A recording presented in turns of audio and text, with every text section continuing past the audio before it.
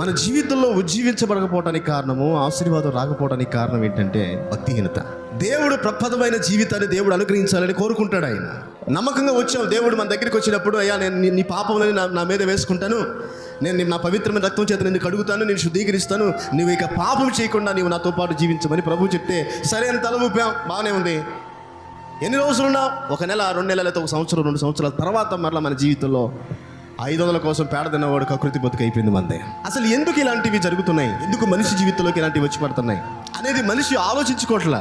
నేను రక్షింపబడినప్పుడు, నేను బాప్తిజం పొందినప్పుడు, నేను దేవునితో కనెక్ట్ అయి ఉన్నప్పుడు, నేను ఆత్మీయంగా ఉన్నప్పుడు, ఆత్మీయంగా ఎదుగుతున్నప్పుడు నా జీవితం ఎలా ఉంది, నా జీవిత విధానం ఎంత ఉన్నతంగా ఉంది, ఈరోజు నా పరిస్థితి ఏంటి, నేను ఎందుకు ఇంత లేకిగా ఉన్నాను, ఇంత హీన స్థితిలోకి వెళ్ళాను, ఇంత హీనమైన దశలోకి వెళ్ళానన్న ఆలోచన మనిషికి రాలేకపోతుంది.